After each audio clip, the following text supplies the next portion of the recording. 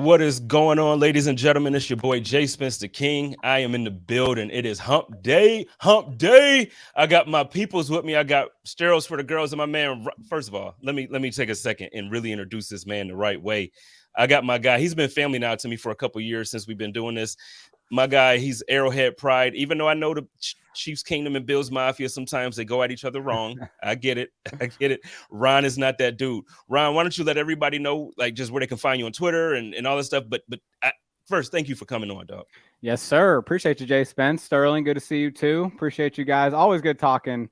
This game, man. It's been a fun matchup over the years. But I'm the lead analyst over at arrowheadpride.com and the SB Nation Chiefs site. I do my weekly film reviews, previews. I do an opponent scout every week. So that's kind of what I'll be digging into after this show is getting a really closer look at the Bills. So you guys are getting me ready tonight. So I'm fired up, man. I'm fired up. Let's go. So before we get into it, I do have to say that you are listening to this on Buffalo Rumblings Vidcast Network presented by Picasso Pizza. Treat yourself to the most flavorful pizza on game day. Picasso's. We are Buffalo Pizza, shipping local and nationwide. Order online at picassospizza.net. I feel like it shouldn't say shipping local. It should be delivery local, right. Not shipping, but I'm not here to judge. I'm not here to judge. Let's see.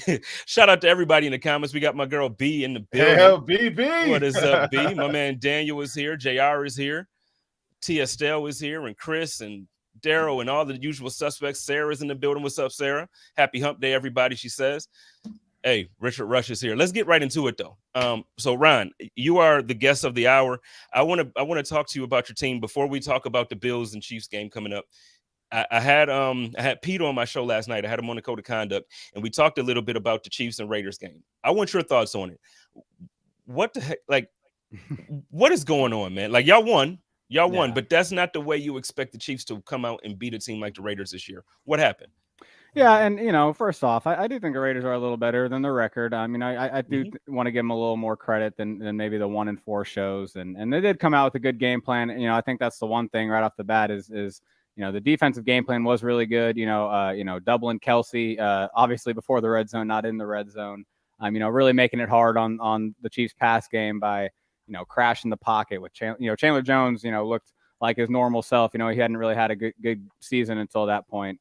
But that might have been because left tackle Orlando Brown Jr. was the guy he was going against. So, I think the main theme of that game was really, at first at least, was the offensive line just really wasn't cutting it. We were missing Trey Smith, our starting right guard. Backup guard Nick Allegretti comes in. Well, he whiffs on one run block on first down to stuff one run and gives up a sack, and this is on the opening drive. So right away, you're missing Trey Smith. And then, right tackle Andrew Wiley, gave up a couple sacks to Crosby. Brown had a rough day against Jones. But Mahomes did step up. Mahomes did kind of adjust, get better in the pocket. And that's when you kind of started to see the offense start rolling, quick passes, just getting the ball out quick. Andy obviously scheming it up. And then finishing in the red zone, obviously, not settling for field goals. Kelsey had the 4 touchdowns, which is just ridiculous. But my favorite part, guys, was the last play of the game.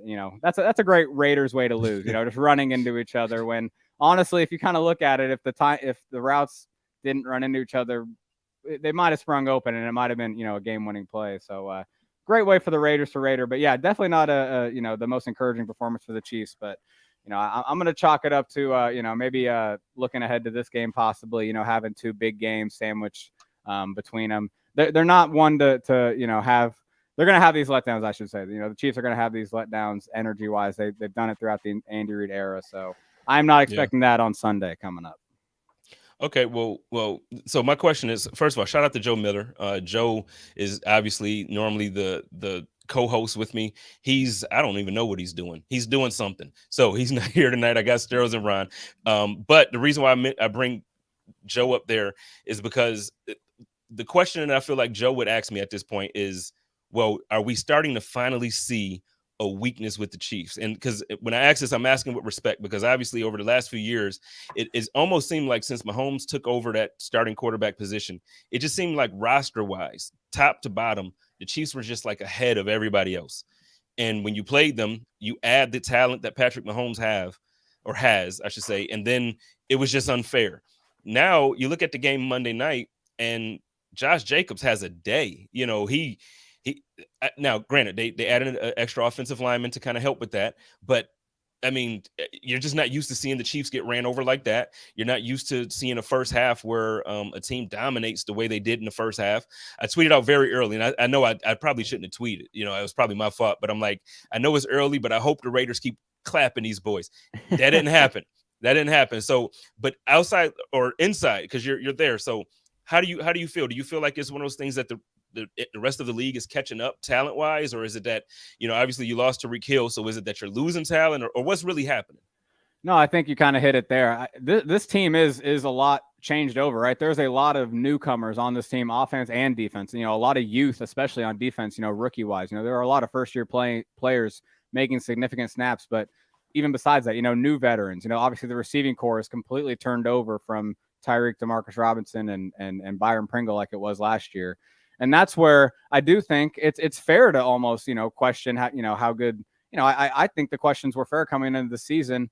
And you know, to talk about the Bills a little bit too, I think that's why maybe it was, you know, I think Chiefs fans felt slighted, right? Like, hey, you know, the Bills are the Super Bowl favorites now. Like, you know, we beat them last time, whatever. I do think it was, you know, justified when you look at each team's offseason that one team went through a lot of change. You know, yeah, you have Mahomes and Reed, but that's a lot of change they're dealing with. And, you know, unproven players at some spots, obviously with rookies and just veterans trying to prove themselves again, and a guy like Juju Smith-Schuster.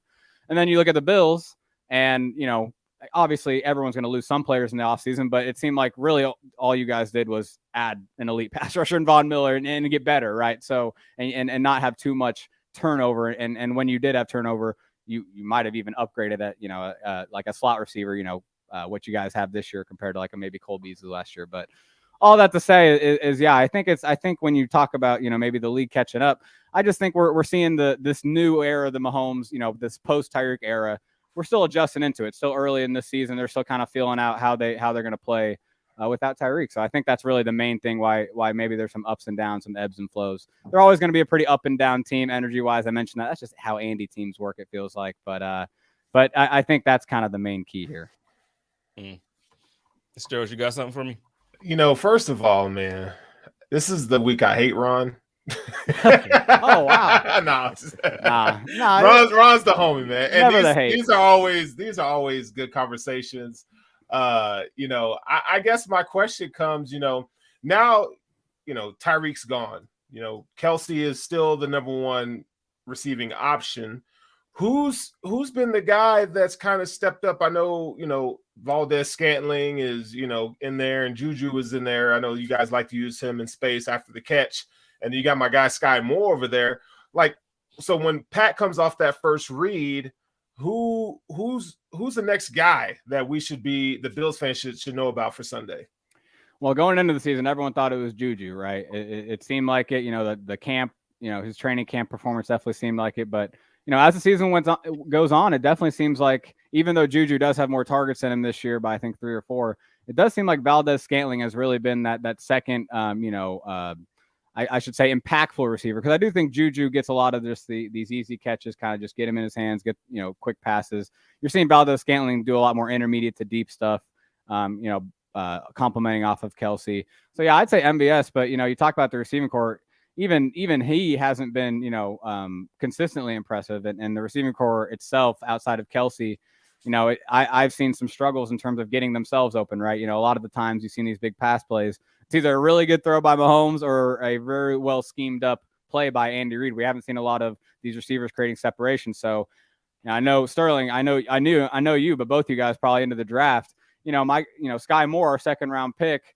he hasn't played a lot this year yet, but I think he is kind of this key to maybe boosting this receiving core a little bit, getting him more involved.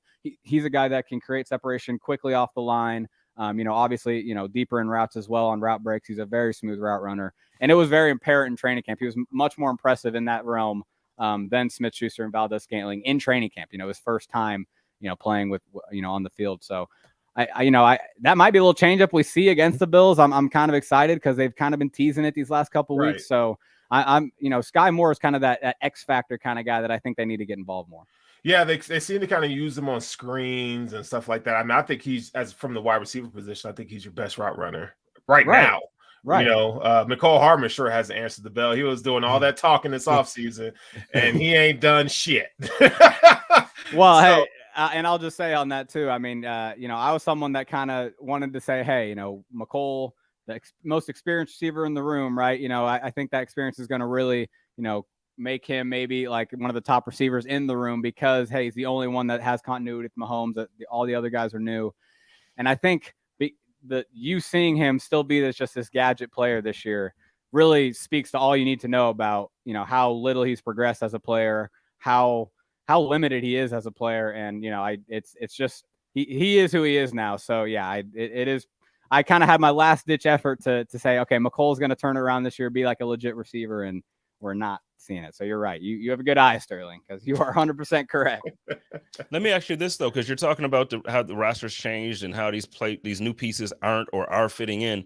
Again, I said this to Pete yesterday, and I'm like, I'm gonna get it right next time, and I feel like I'm about to butcher it again.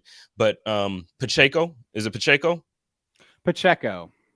I was close, damn it. Yeah, but I've heard Pacheco, so that was definitely closer than that. So. Okay, well, I like him, and for some reason, it seems like I understand that Clyde Edwards-Helaire is Hilaire, or however you say his name. I understand that he's the RB1 there, but the thing is, I feel like throughout the season so far, I've watched him, and there have been moments that he just hasn't come up big as an RB1. He's dropped some passes, he's missed some holes, he's done some things that.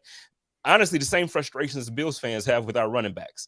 And then it seems like every time this rookie gets on the field, he just jumps off the screen to me, man. Like he pops. So why isn't Andy Reid like putting him in the offense? And then after this, I do want to really quickly touch on the Pittsburgh game against the Bills. Let's celebrate real quick, like in a different way. And then we'll move on to this game. Well, yeah, it is quick because Clyde has definitely taken that pass game role this year. Everything we thought of him as a prospect in the first round as that receiving back, he's definitely gotten better at that this year. You mentioned some drops. Yes, it hasn't been perfect, but it's a lot more creative and better than it has been in years past. Okay. And so he has that role. And so there's this other role for the kind of the under center, downhill runner kind of back. And that seems to be rotating between Pacheco and McKinnon. The Bucs game, it was Pacheco. He was the hot guy. But I do think McKinnon gets that 30-yard run on Monday night. They kind of lean on the hot hand, and Pacheco doesn't play. So right now, it does just kind of seem like it's just riding the hot hand between those two. But I do think Pacheco eventually, he's a rookie, and he's a 7th-round pick too. So I think eventually, as the season goes, he'll get going. Sterles, I want your opinion on this, and I'll give mine as well. Sarah says, Kelsey and Edwards-Helaire are my concerns. Our run defense has been stout, but really untested because we get ahead so quickly and they abort the run. How do you feel about that? Clyde Edwards-Helaire is not a concern. I think anything, it's what Kelsey does to open up the offense, right? I think Jerick McKinnon is probably, the better back. If you ask me who I'm afraid of, is Jerick McKinnon, just from what he's able to do from a speed standpoint, testing the edge, catching ball in the backfield. Clyde, if you want to hand the ball to Clyde Edwards-Helaire 15 times, I would be more than happy to see that.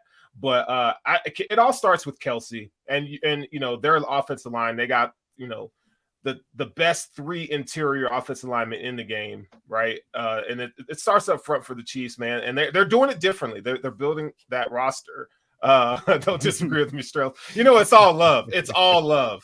But I don't know. We got the Chiefs expert here. She's gonna be real mad at me because I'm gonna disagree with her big time. But go ahead. But Kelsey opens that whole offense up, and so I don't think it's gonna be a battle of the run games. Even though we saw Josh Jacobs get off last night, we're gonna see a lot of this game. Because they know they have to outscore each other. Right. It's gonna be in the hands of these two quarterbacks. Well, yeah. And so, real quick, I'm sorry. My thoughts on that is I don't necessarily even agree with the point that we get ahead so quickly and abort the run. Like if you're talking about Pittsburgh, fine. But like because I was pissed off, like I was so upset the first couple of weeks because I felt like it wasn't a full, complete game of dominance on offense. When you look at the Tennessee game, like, well, what was the score at halftime? Like 10 points? 10, 13, 10 or 10, 10 or something like that. And when you figure that the Buffalo Bills have had 8 games in a row prior to the Ravens game that they scored on the first drive, to go into half at 10, that to me, that's not getting up big. Like, so we still in Tennessee had Derrick Henry and he has great 2 great games back to back now. So I was questioning if Derrick Henry was still Derrick Henry. He looks like he is. And for whatever reason, either they didn't figure it out against the Bills, or the Bills just really have a good run defense. When you look at the Super Bowl defending champions, same thing. The Rams, I think it was 17-10 at the half, which isn't like a lead that makes you think like, okay, they can't throw the ball anymore. So I just look at it like, I really think our run defense has improved. Like, we got rid of Starla Tulele and we got rid of some guys and brought back Jordan Phil. And like, now it's a thing. Mm-hmm. So, I mean, I hear what Sarah's saying, and I understand why her concerns are where they are. I think Kelsey is the concern. My bad, Ryan. You had something to say? Oh, well, no, you talk about Kelsey. I mean, I do think that's something I'm really curious to see in this game, this matchup, is how the Bills, if they do kind of change up anything on how they defend Kelsey. I think a lot of times in the past, they've kind of just, played it straight up. Like, look, we're not doing anything special. We'll kind of just trust our really good zone defenders, and obviously when they're in man too, to make plays on defense. But, without Tyreek Hill, defenses are, and the Raiders are doing it the most that I've seen this year. Defenses are wanting to take away Kelsey and force Mahomes to go to his new players. But it's just crazy to me. And this is the funniest part of this year, is that it doesn't matter. Kelsey and Mahomes are making it not matter, even though defenses do want to take them away. And so I'm really curious. The Bills are probably the best. I would say they're the best defense, the Chiefs have faced this year. I am curious to see just if they handle it any different. Yeah, I don't, from a schematic standpoint, I mean, I think that you're going to see some double teams with Kelsey. The Bills' MO on defense is to keep everything in front of them. It's like lock it down. And then, when you get in the 20s, then, okay, here we go, right? Because they don't want to get beat deep. The thing that tips it in Buffalo's favor is that the run defense is improved. So, they're going to make Kansas City one-dimensional. But again, you're talking about the best quarterback in the game in Patrick Mahomes. But if you can stop Kelsey, no one can stop Kelsey, but the Bills have not let him pop off as much as other teams have, right? So without Micah Hyde, I think it's going to be harder. Jordan Porter's back, but they do have a lot of young guys back in that secondary, so they're going to have to do some help coverage over top. I think it's going to be Poyer and Milano together. It's a combination of those two guys that are going to have to do whatever happens against Kelsey. The difference that I think between these other teams and what the Bills are going to do, I don't think the Bills are going to be stupid enough to try and do any man-to-man. Right. I get that. So like last year when you have Tyreek Hill, that I don't care if you got man-to-man zone or whatever. If he has an inch of space, he can go from 0 to 500 miles per hour in a split second, and he can make it happen. This year, I just don't think, and we're not on the game yet, but I don't think that the speed is the same for what our defense has. So I'm not saying that I feel like we're going to just come in and dog walk y'all boys at home. Like, that's not what I'm thinking. But what I do think it's a completely different game plan than what we saw last year in the divisional round. Like, I don't see it being, as much as I love Patrick Mahomes and Josh both as talents, I don't think, and Pete agreed with me yesterday, I don't think the Chiefs have what it takes to go toe for toe like that. I think they really would have to play like the time of possession game in order to win this game at home. Yeah, well, it is fascinating because, I mentioned just your guys' defensive line and the top tier edge rusher Von Miller now, being a big factor in that, but obviously Gregory Rousseau as well. And just the fact that you have so much depth. One way to kind of maybe help against those pass rushing edges, which we saw Wiley and Brown both struggle Monday night and throughout the season, against edge rushers, is running the ball. So I am curious to see if they really lean on that. The Bucs game was really one of the only times I've really been super impressed with how the Chiefs came out and ran the ball. It is an effort thing. It is a mentality thing with this team. It is a game plan thing too. It's a mix up. It's you can tell Andy starts calling more counter plays and power plays and toss sweeps rather than just leaning on inside-outside zone all game. And so that's, if they do kind of come out with that assertive mindset in the run game, I think it makes sense and kind of speaks to your point that they don't think they can keep up like in a shootout like we saw in the divisional round last year. You know what? I've been trying to stay away from the game, and it seems like all we're talking about is the game. So let's. How can you not talk about it? How can you not talk about it? I'm trying to. Well, hey, you guys didn't get your. You got to celebrate the Steelers win, maybe. Well, no, and you know what? And that's what I was about to say. You know what? We beat them. We dog walked them. We did what we were supposed to do last week on, I forget which show, but somebody asked me what do you need to see from the Bills against the Steelers in order to feel confident going into this game against the Chiefs? And I said I need them to not only cover the spread, but I need them to dominate. That's what they did offensively and defensively. Kenny Pickett had a decent day statistically as far as yards, but you give up 3 points, I can't be mad. Any last thoughts from either one of you on that game, and then we can just get right into, because I feel like even when we're trying to talk about the Raiders, we're talking about the Bills and Chiefs, and then we're trying to. So let's just go ahead and get last thoughts, Sterls. I don't have any thoughts on it, man. I think you hit it on the head. I'm just ready to talk about the Chiefs. The Steelers. It was a dress rehearsal, man. Let's be honest. Shout out to Levi Wallace. I hope you're doing better, man. Real talk. Yeah, Ron, Levi's dope. You got any last thoughts on that game from your observations or studies? Well, I mean, it definitely wasn't a great feeling as a Chiefs fan to see the Bills kind of, make those connections on those Gabe Davis touchdowns right before, the Chiefs game. Something that we saw in Arrowhead last year, obviously his 4 touchdowns. So, it was kind of not the greatest sign to see him kind of come back looking healthy, after kind of being banged up all year. So that's my thoughts. Hey, I needed that. I needed that, bro. If y'all having a bad day, y'all just missed something golden. That was beautiful, dog. It happened like perfectly too. I did it, and then he said it. It was perfect. So, all right, well, let's get into it. So let's start off. Typically, when we start off about the upcoming week, we always start off with the injury reports as of today. So we'll start off with the Buffalo Bills. Listen, this is still a long injury report, but I'm going to just tell you what, for Bills fans, this is a celebration. This is a celebration. I'll go down it real quick. We had so many limited guys. So I'll start there.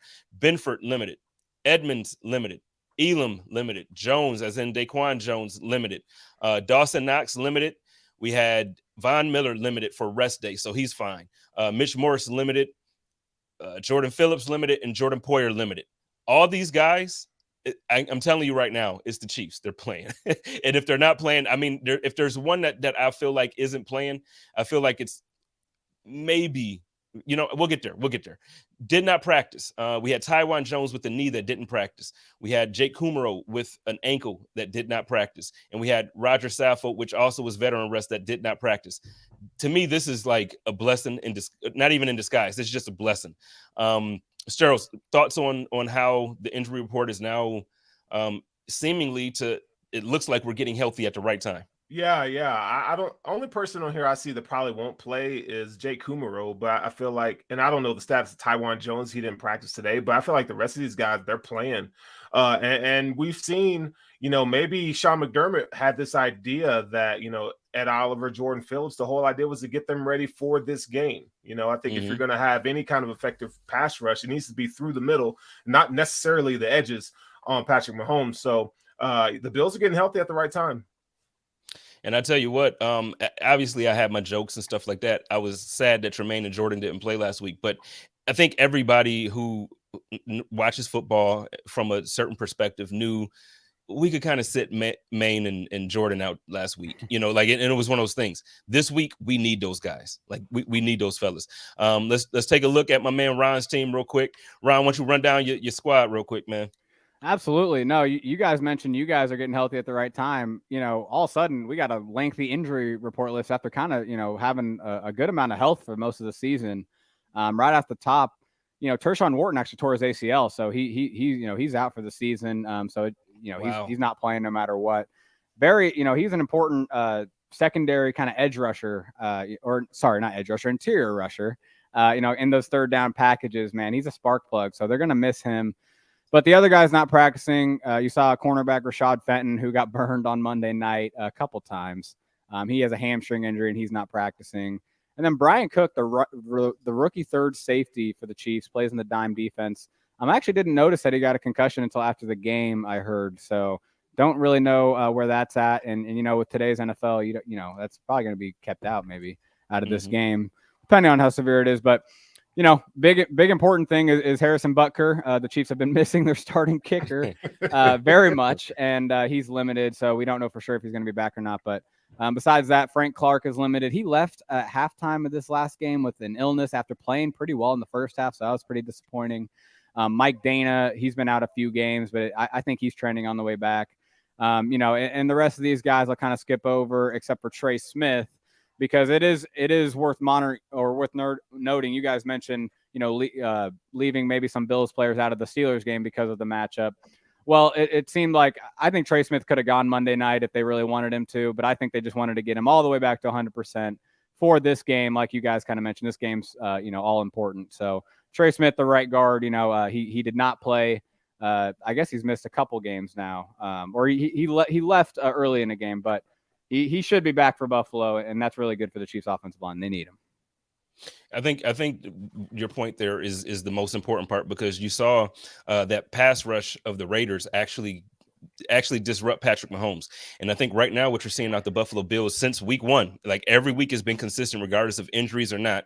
We've been able to get to the quarterback rushing 4 guys. And if we're able to do that with Von Miller and Greg Rousseau and whoever else is on the line this week, if we're able to do that and then drop 7 back into coverage, it's going to make it very difficult for Patrick Mahomes. So let's get into it, man. So we went through the injury report.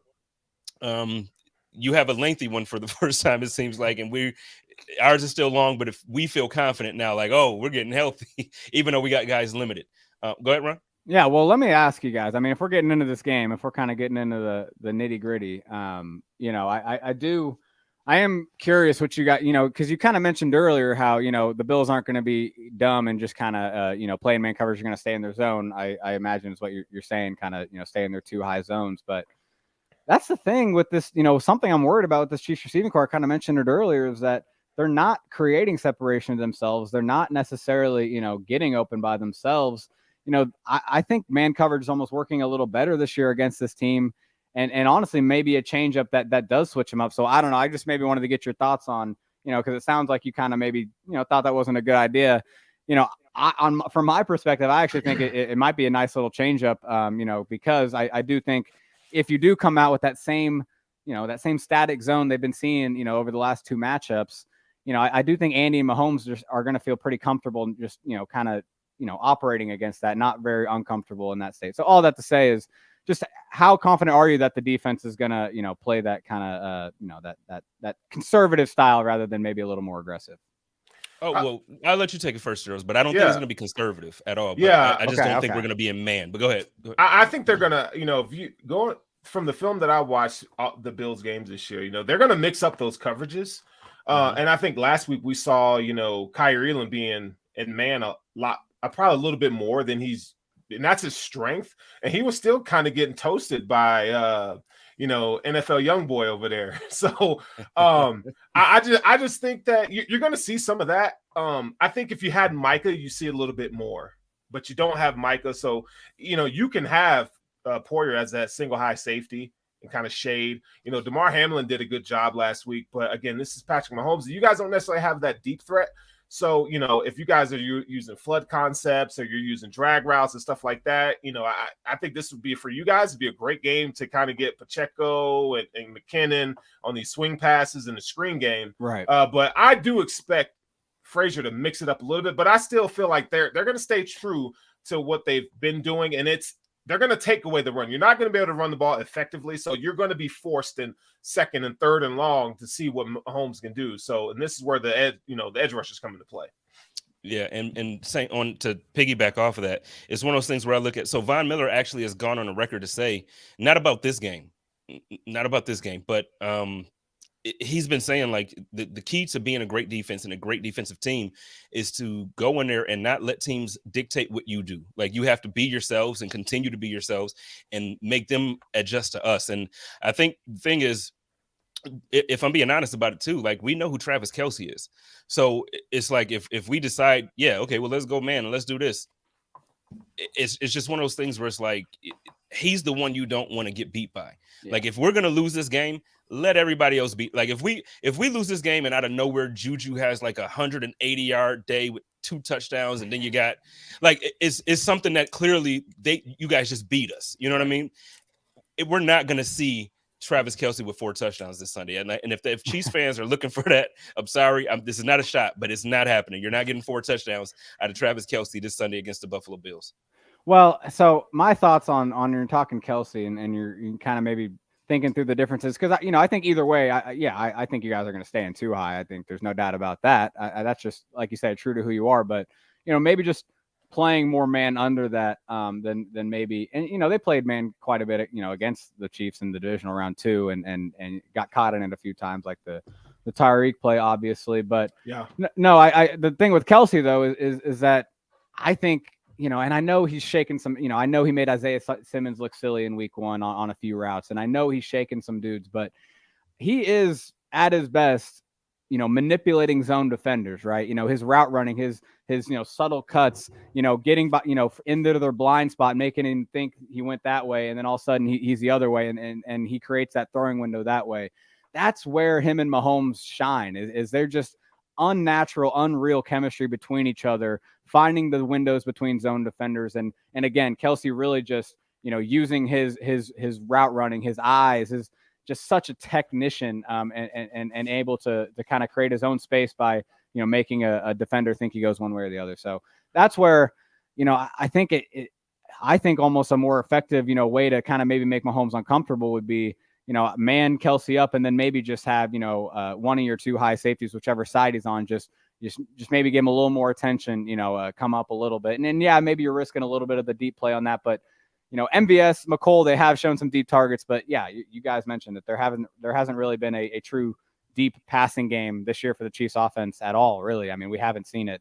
It's really been everything, you know, intermediate to short. And so that's why I think maybe a defense like the Bills, talented enough, could maybe get away with, you know, kind of, like I said, that more attention on Kelsey. So here's one thing that no one's talking about: the maturation of Tremaine Edmonds in this game. Because who ain't talking about it? Well, no, hold on. I'm gonna tell you what area I'm talking about specifically.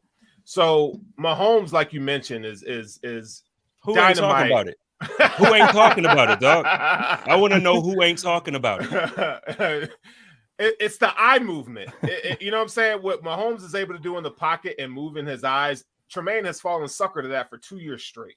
And I think, you know, now he's playing a lot better. Wait, you trying to talk through that? Who ain't talking about it? I want to know. You said ain't nobody talking about it. I want to know who ain't, because I'm talking about it. You talking about it. But the majority of the fan base isn't talking about the matchup between Tremaine Edmonds, Kelsey with Mahomes in terms of how he's able to dictate coverages with his eyes and stuff. And, you know, I would say that Tremaine hasn't been great at that throughout his career. He's playing a lot better. This will be the biggest test for him. I think, you know, when we go back on the season, when it's all said and done, and we look at Tremaine Edmonds, I think, you know, this will be one of those turning corners for him, potentially, that if he can be disciplined in what he sees and trust his defense, trust his teammates around him, that he can really cause some havoc here. I mean, no one's going to 1v1 on Kelsey. I mean, this is not going to happen. He's just too damn good, too big, right? Too good of a route runner. But you were mentioning those zone coverages. And so this is where, you know, your discipline has to come into play. Right. Thomas says Tremaine and Matt have had success because of the improvement along the defensive line. I agree with that, but I also first, I agree with that. So I'm not disputing this at all when I make this statement. But I also think Tremaine and Matt have grown. Like, I just think that they're like, this year, Tremaine is a different player. Like, he's hitting people differently. He's running through holes differently. He's he's just, I hope everybody, Bills fans, got a chance to watch, what was it, like the mic'd up thing against the Baltimore Ravens? Brick by brick. Brick by brick. You know what I mean? Like, Ron, I know you're not a Bills fan. I'm going to send it to you, though. Like, just because I know you're a fan of football and I know you love it.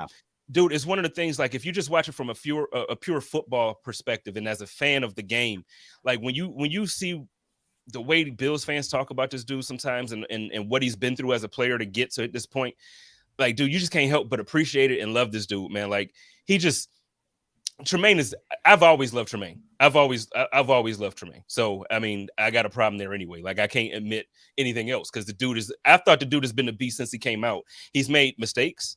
He's young. He was young. I still think he's young, but he can't have the excuse anymore. Well, he's only 19. He was young when he came out. He matured. And I think now what you're seeing is a guy that is of age that normally people get drafted at. And when they go to schools like Alabama or they go to these big schools and they come out, they're pro ready. And I think Virginia Tech is a good school. But when he came out at that age, I don't think he wasn't ready to be this Tremaine that we're seeing this year. So it helps when you give him this type of defensive line, and it helps when you put Jordan Poyer, all pro Poe behind him, and you know, like, it just helps. So, I mean, I could talk all night about Tremaine. Well, I do want to say just real quick off that is, like, that's how long we've been talking about Chiefs Bills, is that I can remember when, you were getting kind of slack for kind of standing behind Edmonds because he was having some struggles, and it's cool to see him, you know, you're you're backing your boy, you're backing your guy. So I'm happy for you guys. He's progressed. I just remember when it was very unproven. So that's how long we've been doing this thing. So that's cool. Yeah, you're right. You've been there since the beginning.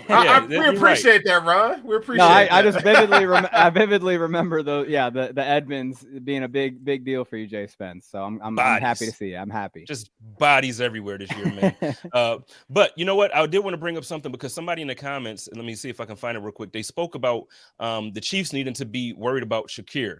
Now, this is my question first for Sturls, and then I'll bring it back around to Ron. When you look at his injury report, like I said, we're getting healthy now. So, okay, Kumaro he still may not play, but Isaiah McKenzie's back. So either, does Hopkins go back down? Does, so are we looking at really, is Shakir literally going to be one of those guys now every week, regardless of who's healthy? Is he a guy that's going to be on this roster 53?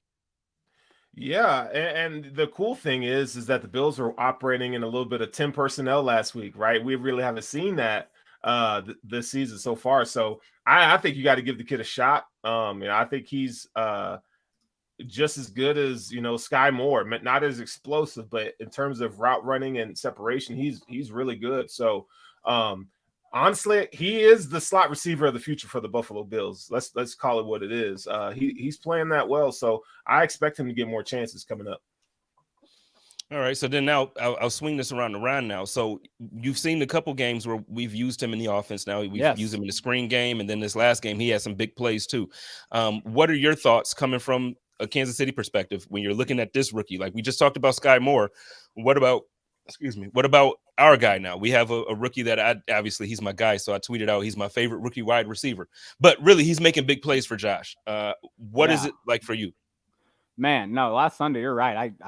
I couldn't believe, how good he looked, and the fact that he went in the 5th round. I do remember him getting some good hype in the pre-draft process. So we talked about him. I know. Yeah, exactly. Me and Sterles talked about him. So I mean, it was definitely a good pick, and it honestly it just kind of speaks to how deep your guys' playmaking kind of cupboard is. Because and Khalil Shakir, I guess I should stay on this. The Chiefs slot cornerback L'Jarius Sneed, he is a more physical player. He is he's a longer player, but he does have the speed to kind of keep up and the athleticism to keep up with slot players, which is why he's been able to play in the slot. So he's one of the only cornerbacks that I feel good about, whoever he's covering to an extent. So I guess when I think of Bills receivers, I think of Stephon Diggs and Gabe Davis against what anyone watching Monday Night Football saw. And Chiefs cornerbacks that are having a tough time against outside receivers, especially on the perimeter. Deep plays. They're getting taken to the woodshed a little bit. But I guess one thing we didn't mention on the injury report because he's not on it yet. But cornerback Trent McDuffie is eligible to return to from IR this week, and he did practice, but he just hasn't been taken off IR, so it doesn't register on the injury report. But all that to say is, I was very impressed with Shakir, so I'm definitely, excited to see him, see if he can keep making plays. But as a Chiefs fan, man, I saw Devontae Adams on Monday night. I think Stephon Diggs can have a very, very similar impact, unfortunately. But I really do. And even Gabe Davis, too. I mean, we've seen it. Unfortunately, we've seen that in Arrowhead, Gabe Davis have a big game. So the two outside receivers are definitely my more concern. You know what? When you said that, I think, to be honest, again, this is where it gets difficult. And I know you can relate to this as a Chiefs fan over the last several years. I'm not trying to sound cocky when I say this. I really think that Diggs and Davis can have a bigger day than what we saw out of Adams for several reasons. The way the offense is now developed for the Bills, they've really figured out how to – Josh has taken literally what the defense gives him. And when the defense gives him that long ball, he'll take it. But he's gotten comfortable since week 1. Throwing the ball to Steph for 5 yards and letting him turn it into 9, or throwing it to him for 3 yards and turning it into 7. He's perfectly comfortable with doing that. And I think you're going to see more than just a couple big plays and some pass interference calls. You're going to actually see guys eat up these yards, and we methodically go down the field like first down, touchdown. I think that's how – and the same thing with you guys now, because I don't think without Tyreek Hill, I think it minimizes, not completely, but I think it diminishes a little bit your ability to have those big plays. So, I just think it's going to be different this week, and I'm curious to see about the matchup with your cornerbacks. That's what is intriguing me the most. Right. Well, I think you're right about the Devontae Adams point, how, he did have a big game, but it was only 3 catches. And that was something going into the game. I thought you'd see, maybe, 9, 10, 11 catches, just force feeding him the ball. And I could definitely see a higher volume of impact plays from the Bills receiving corps, just because they have a more competent quarterback in Josh Allen, someone that understands, you guys say, take what you give him, but he's a good enough quarterback, a impressive enough, arm to, kind of force balls that maybe aren't even open, but hey, I want to get Stephon Diggs the ball here, and I'm going to trust him to go make this play on a sideline route where, it looks like he might be covered. I mean, those are the kind of things where these cornerbacks, Jalen Watson is playing a lot of snaps. He's a 7th-round rookie, and he has looked good. He is a competent player. Yeah. He actually looks better than Rashad Fenton, but that's not saying much. So that's where it's like he looks competent, but man, he is still a rookie. Yeah, I know. Dang, I know. Bro. No, Chiefs Kingdom is completely turned on Fenton, so I'm not worried about that. But no, it's just that I think Allen's the type of quarterback, to test the receivers more downfield, even if, maybe the corners seem to have decent coverage. And I think that's what's really gonna, like you said, make it a bigger impactful game than even Adams had Monday night. Yeah, your corners are getting torched, my boy. Yes, they are. They go get that work on Sunday, bro. It's about to be filthy. And the sad part is it's the group minus a rookie 1st-round pick. So yes, it's a 1st-round pick, but it's still a rookie cornerback that you're relying on coming back and making it all better. So yeah, it's not going to get better before it gets any worse, I guess is the term, right? Yeah. So let me ask you this, Ron, and I'll get your perspective on this too, Strohs. It is the first time, I believe, in your quarterback's career, Patrick Mahomes has never been an underdog at home. Yeah. If I'm reading that properly. Yes. And for the first time, I think they opened up at 1.5. And I think today, when I looked prior to the show, it was at 3. So the Buffalo Bills are favored to go. Typically, like, even when it's evenly matched, they'll still kind of give the home team the favorite by like 2 or 3 points. And that's basically the home field advantage. Mm-hmm. The Bills are favored by 3. So you take that home field advantage away, and it almost sounds like Vegas is saying 6 points. How do you feel about that? How does Chiefs Kingdom? I'm sure they're not happy. How does Chiefs Kingdom feel about this? And realistically, is it disrespectful, or do you feel like it's something that is like, okay, this is what is happening now?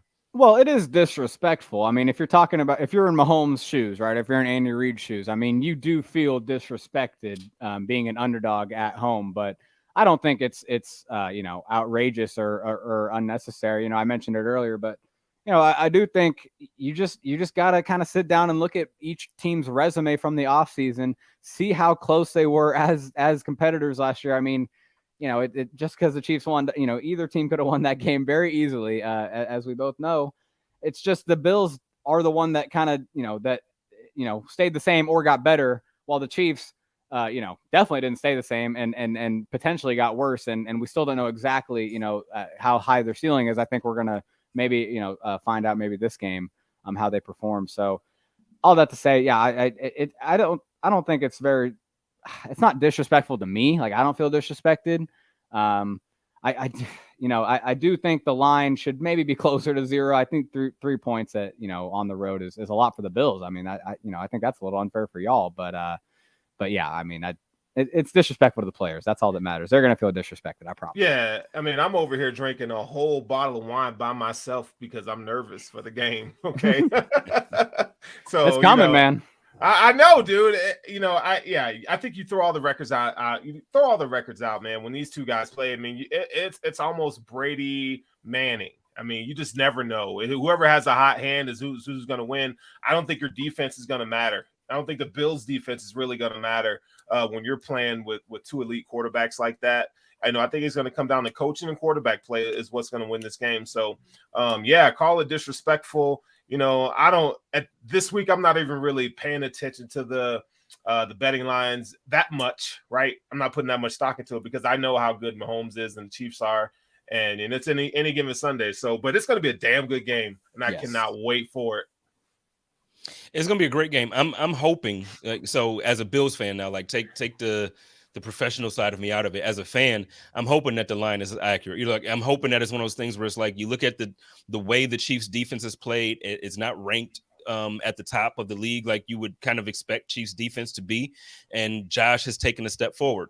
Mahomes is still Mahomes, but our defense, as a fan, like this is how I'm looking at it. But then, like Sterling said, man, realistically, you take a step back and you look at it, it's like, man, that boy. I told somebody yesterday, somebody said to me, oh no, the Bills gonna blow them out. We're different than the Raiders.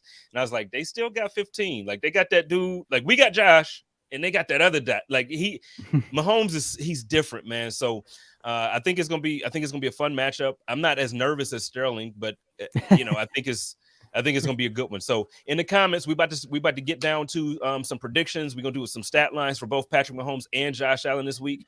We can start off with Sterles, and I'll save Ron since he's the guest of the hour. We'll save Ron's for the ending here. But Sterles, let's get a stat line for Josh, a stat line for Mahomes, and then a game prediction and your reasoning as to why you're going whichever way you're going.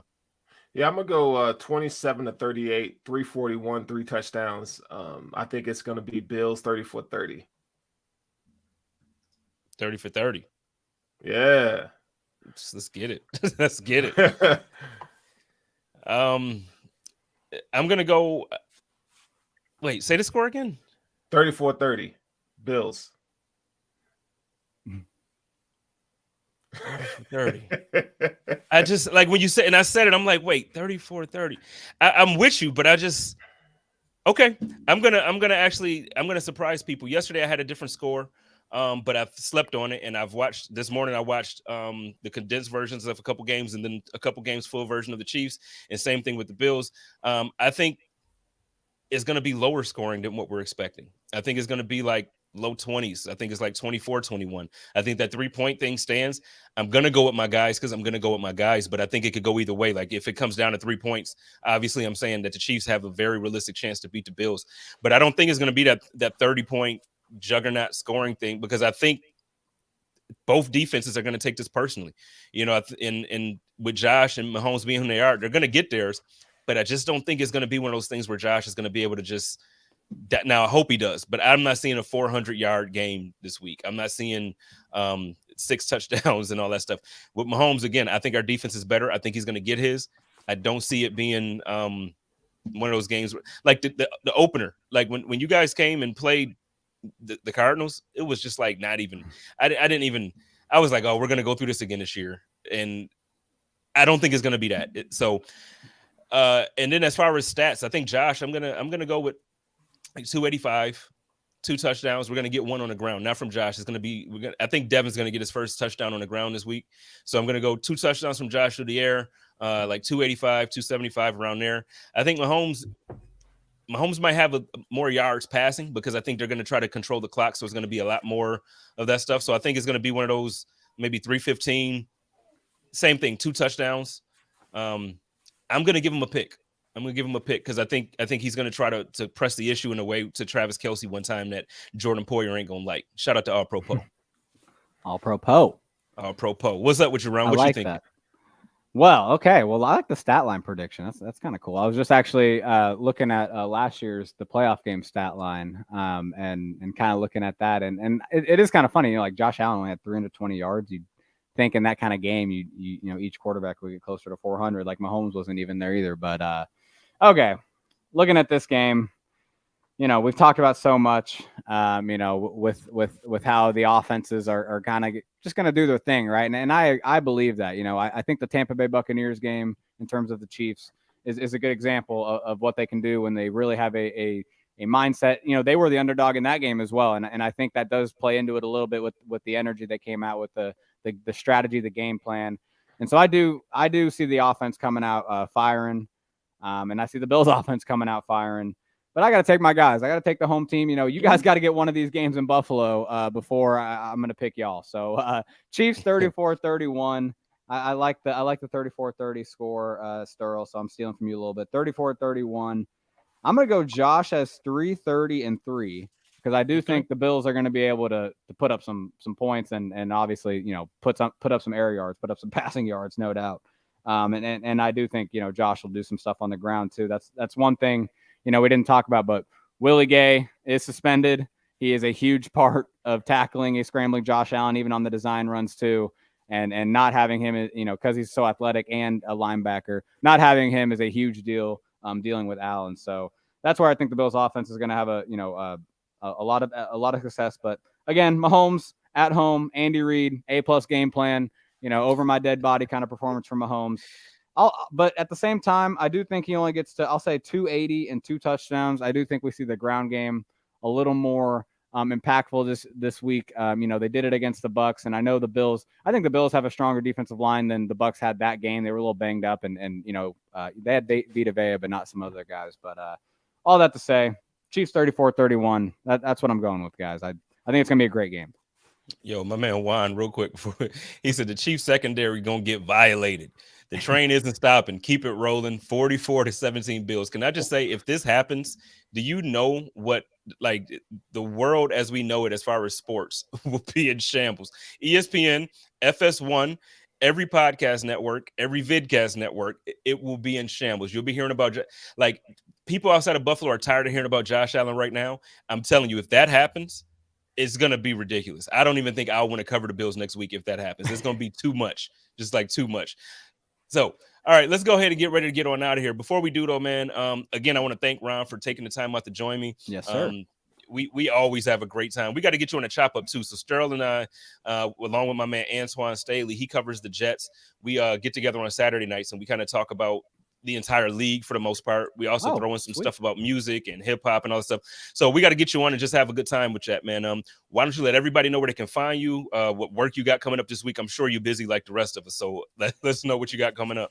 Man, you're not kidding, especially with the short week. It has been hectic this week, but I appreciate you guys having me on. I had a lot of fun talking through this. I feel like I know a lot more about the game after talking with y'all. So appreciate y'all. Yeah, I am on Twitter at Ron_Kopp. I am the lead analyst at arrowheadpride.com. You can follow all my work there. I'm writing articles pretty much daily, and so appreciate you guys having me on. Appreciate you guys letting me plug my stuff. Man, anytime. And I just appreciate you because you're actually, when you said it, and I said it earlier, but then when you reiterated, it was like, no, this dude really family now. Like, we've really been kicking it every year, and I don't see it stopping because I feel like we're gonna play you guys now. Those are the marquee guys, so we're gonna be talking to each other for the next decade, man. So let's keep it going, man. This is awesome. Yeah, I was gonna say, man, there's no stopping these two contenders, in the near future. So you're gonna have to get used to me. I'm not going anywhere. So. And Sterl, same thing. I know this is home technically anyway. Like you be around, but why don't you let everybody know what you got going on? Anything this week that you're doing for any other networks or anything like that? Yeah, man, I got an article coming up about Josh Allen should drop by this weekend about his MVP campaign. But all my work you can find here at Buffalo Rumblings. You can come find me on Sunday mornings, intentional grounding. So that's always 2 hours before the game. Just depends on when the game is, but that's 2 hours before the game. So I'm happy to be here, Ron. That's my guy. We talk draft. We do our thing, man. He's family for sure, man. Yeah. My guys. It's real though, man. Like it's crazy how doing this podcast has afforded me the opportunity to really build some relationships with some good people. And it's just like, yo, you one of them, man. And this was a dope night. This was a dope experience. And anytime we play the Chiefs. Yeah, well, you guys are my guys, and I do want to say though, like it's you two for sure, but whole Bills Mafia, man, I do got to give y'all credit because I really take pride in Chiefs Twitter being pretty active and a lot of good information, a lot of guys pointing out different things, pointing out different stats, but I mean, I don't know, maybe it's just because I follow a couple of y'all, but man, Bills Twitter is nuts like that too, man. Definitely a ton of smart breakdowns. I mean, just I feel like I know about the Bills just as much as, just because you guys have such good breakdowns in the whole Twitter. So shout out y'all specifically, but man, just Bills Mafia. I think Chiefs Kingdom and Bills Mafia, man, they're a lot more similar than maybe we give them credit for, man. Kind of similar fan bases. We kind of got a little we beat y'all to the start in terms of this new era of winning. We both had the droughts for forever, but I don't know. Now we're here, guys. Let's just enjoy it together. Let's just enjoy this contending together. I agree with you, and I guess we can end on this. Like, I feel like I wish, because to your point, content wise, like both sides of it, man, like there's great content coming out, good people. I feel like there's a portion of each fan base though that just like really enjoys attacking each other. And I agree with you when I feel like we're a lot alike. Like we're a lot alike, man. And I look at the Chiefs fan base as like a sister or brother fan base. And I would just, I would really love if we could respect. I mean, obviously talk your mess. Like I get off these jokes. You're gonna catch these jokes because they fly. But at the same time, like I love the Chiefs fan base. I wish it could be a little more peaceful sometimes on Twitter when it comes to the fan bases button heads. Yeah, I mean, I agree. I mean, I definitely agree. I last year I will say hand up. I riled y'all's feathers a little bit. I pointed out that maybe Josh Allen had a few turnover worthy plays that he got lucky. That's not a real stat though, right? Turnover, it's trash. Well, and that's why I wanted to back it up with the clips of it. But that was a bad decision. I will say. But that was the beauty of it was I think you had me on like right after that and y'all gave me crap, but it was all love. So I don't know. It's always fun with y'all. So I appreciate you guys. Yeah, for sure. All right, well, let's get on out of here. Much love to everybody in the room. Again, shout out to my man Joe Miller. I missed him tonight. That's my dude. I'm sure we'll be back and better than ever next week. Hold on, my man Brian says that's tough. Twitter is the most toxic place in this earth, and I tell you, you know what? You are not lying, bro. Like you are not lying. But listen, again, shout out to my man Joe. I can't wait to have him back. He had a really good show this week. If you didn't get to check it out, go back and check out the Overreaction show where he had a great reaction. I can't even call it an overreaction, but he had a great reaction to the beat down against the Pittsburgh Steelers. I'm looking forward to his show this weekend against the Kansas City Chiefs. And y'all already know how we do it over here. This ain't Dakota Conduct, but I'm going to say it. Love each other, take care of each other, and live in peace. And as always, stay positive, test negative. Go Bills.